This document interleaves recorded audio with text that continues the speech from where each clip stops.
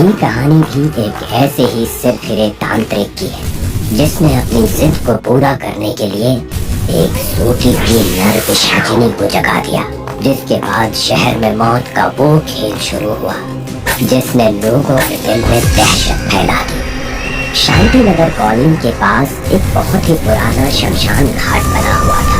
Colony के ठीक सामने शमशान घाट होने के कारण उस कॉलोनी में बहुत कम लोग रहने आते थे।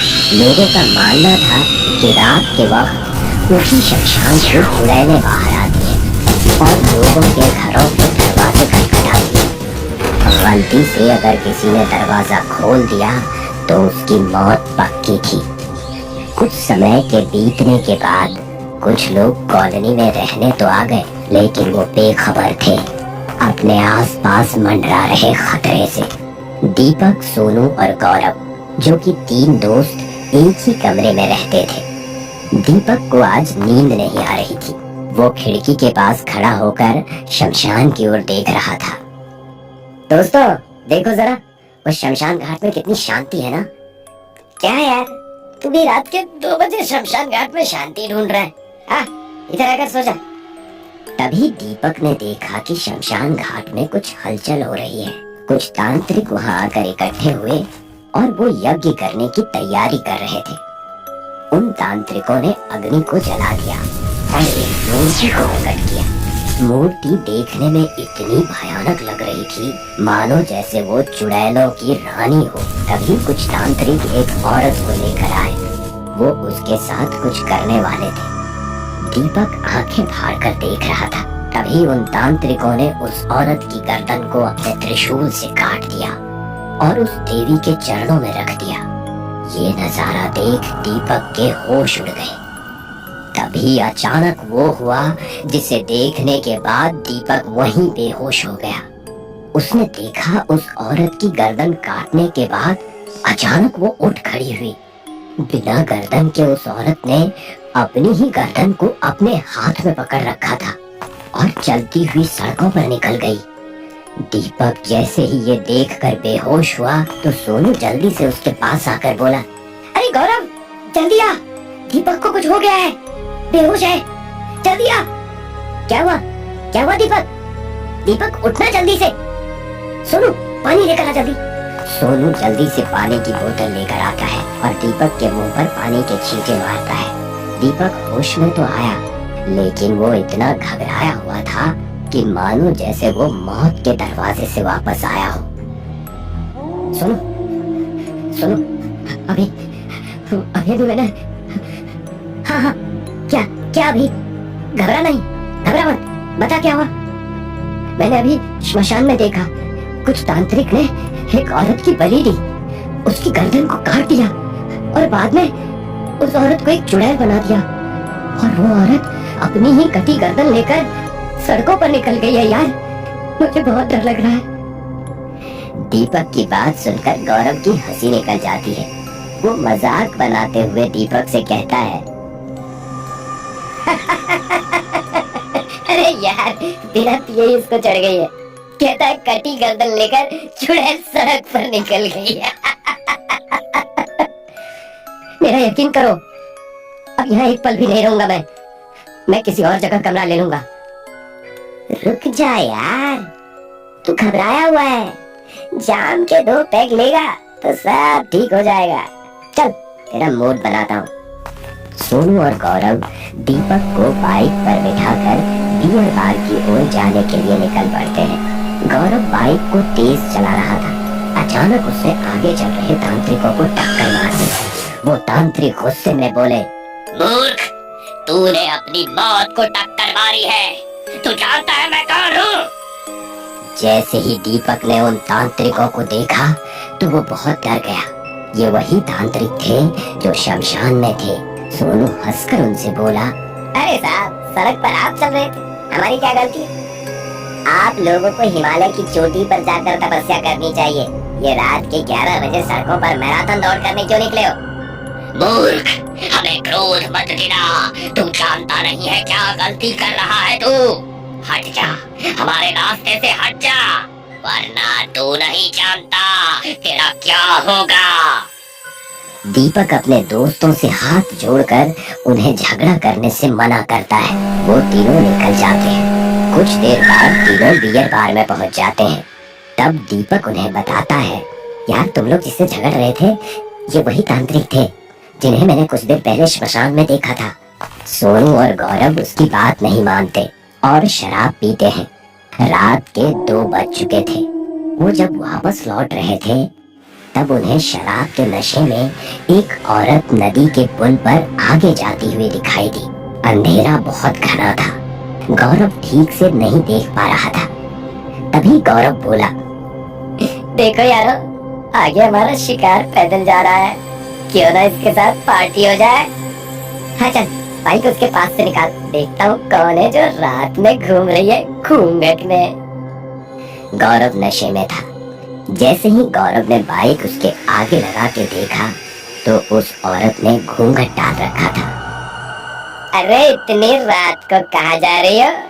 आओ, हम तुम्हें छोड़ देते हैं। जैसे ही उस औरत ने अपना घूंघट उठाया तो देखा उस औरत की गर्दन धड़ पर नहीं थी। जब हाथ की तरफ देखा तो उस औरत की गर्दन उसी औरत के हाथ में थी जो बड़ी बड़ी आंखें करके इन तीनों को देख रही थी।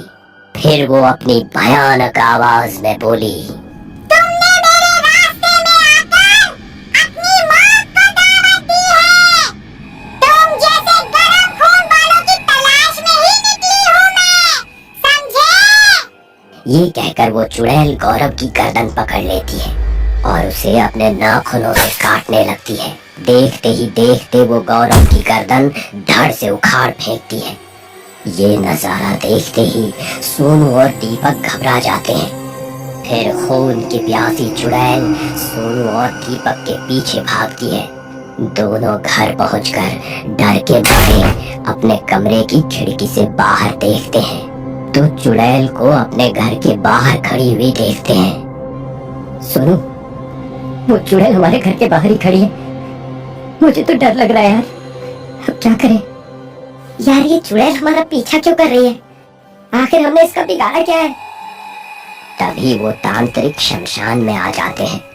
वो इस बार अपने मंत्रों से शमशान के सभी भूत पिशाचों को जगा देते हैं और देखते ही देखते चुड़ैलें शमशान के पेड़ से उतर उतर कर बाहर आ जाती हैं और वो तांत्रिक कॉलोनी की ओर इशारा करके उन चुड़ैलों को भेज देते हैं। वो सारी चुड़ैलें धीरे धीरे हमारी कॉलोनी में दाखिल हो जाती है और सबसे पहले सिक्योरिटी गार्ड को अपना निशाना बनाती है। वो उसकी छाती में अपने लंबे लंबे नाखून घुसा देती है और उसकी जान ले लेती है। वो चुड़ैल एक एक करके कॉलोनी के सभी लोगों को मार डालती है। दीपक की समझ में नहीं आ रहा था कि तांत्रिक ये सब क्यों कर रहे थे। देखते ही देखते उन सभी खूनी चुड़ैलों ने कॉलोनी के सबको मारकर उसकी डेड बॉडी को श्मशान में लाकर तांत्रिकों के सामने डाल दिया। तभी वो तांत्रिक कहता है, अभी भी कॉलोनी में जिंदा इंसानों की बू आ रही है, उन्हें भी मार डालो ताकि यहाँ फिर कोई हमें साधना करते ना देखे। सभी चुड़ैल और पिशाच दीपक के कमरे के दरवाजे को ठोकने लगते हैं। दीपक और सोनू को कुछ समझ नहीं आ रहा था। तभी अचानक दीपक के मन में एक आइडिया आया। उसने सोनू से कहा, देख सोनू, अगर हम जिंदा इन चुड़ैलों के हाथ लगे तो ये हमें मार देंगी। इनसे बचने का एक ही रास्ता है, हम लाश बन जाते हैं और यहीं गिर जाते हैं। दीपक और सोनू लाश बनकर वहीं लेट जाते हैं। तभी वो चुड़ैलें दरवाजा तोड़कर अंदर आ जाती है और सोनू और दीपक के पास आकर उन्हें सूंघने लगती हैं। उन्हें मरा हुआ समझकर उन्हें घसीटते हुए श्मशान में लाशों के ढेर के बीच डाल देती है। तांत्रिक खुश होकर कहते हैं, आज एक बार फिर मैंने इस कॉलोनी के लोगों को श्मशान में डाल दिया। ये इंसान हर बार चुड़ैलों के बीच रहने आ जाते हैं, जबकि हमने इस शमशान को चुड़ैलों का घर बना दिया। अब ये चुड़ैलें जब भी कोई इस कॉलोनी में रहने आएगा वो उसे मार डालेंगी। दीपक और सोनू लाश बने तांत्रिकों की बातें सुनते हैं। तांत्रिक कहते हैं, ए चुड़ैलों, ये शमशान आज लाशों से भरा है। तुम इनमें से आज किसी को भी अपना भोजन चुन सकती हो। आज अपनी वर्षों पुरानी भूख मिटा लो। जाओ इन लाशों को खाओ, जितनी मर्जी हो उतना।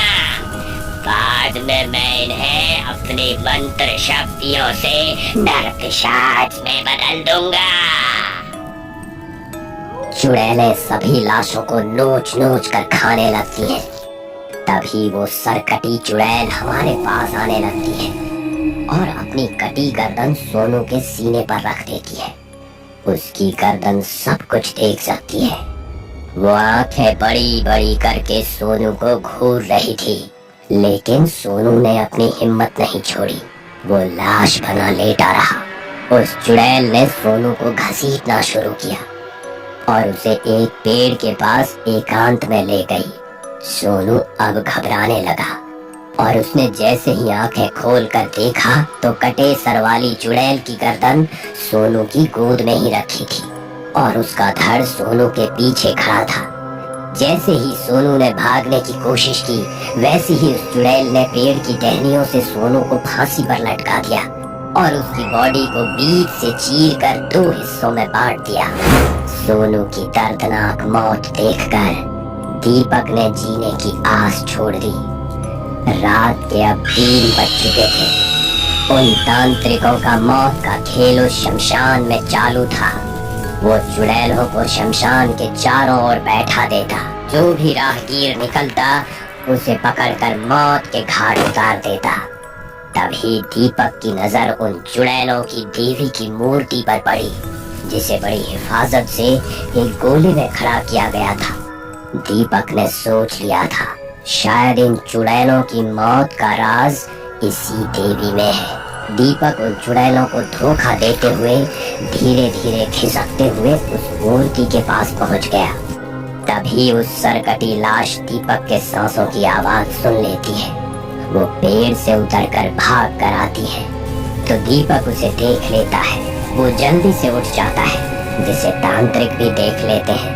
वो तांत्रिक उस चुड़ैल को रोकते हुए कहते हैं, रुक जा चांडालिका, इस इंसान ने मेरी सारी बातें सुन ली है। तुम लोग इसे मार न पाए, इसलिए इस गुस्ताख को हम मारेंगे, ताकि कोई ये जान न सके कि शमशान में हम इन चुड़ैलों को जिंदा करते हैं। हम कई वर्षों से ये काम कर रहे हैं और अपनी शक्तियों को बढ़ा रहे हैं। आज तूने हमें देख लिया, तुझे अब रक्त पिशाच ही मारेगा। ये कहकर वो कुछ मंत्र पढ़ता है। उसी समय श्मशान में एक बहुत ही भयानक रक्त पीने वाला शैतान बाहर आता है। दीपक घबराता है, लेकिन वो धैर्य नहीं खोता। रक्त पिशाच उसे मारने आता है। वैसे ही दीपक भागकर उस देवी की मूर्ति को जलती आग में फेंक देता है और देखते ही देखते वो सारी चुड़ैलें भस्म हो जाती है और वो तांत्रिक भी शक्तिहीन हो जाते हैं। ए इंसान के बच्चे, तूने ये क्या कर दिया? तेरी सारी चुड़ैलें और शैतानी ताकत खत्म हो गई। अब मैं जीकर क्या करूँगा? मैं मरने जा रहा हूँ, मगर याद रखना, मैं शैतान बनकर मैं मारने के लिए वापस जरूर आऊंगा।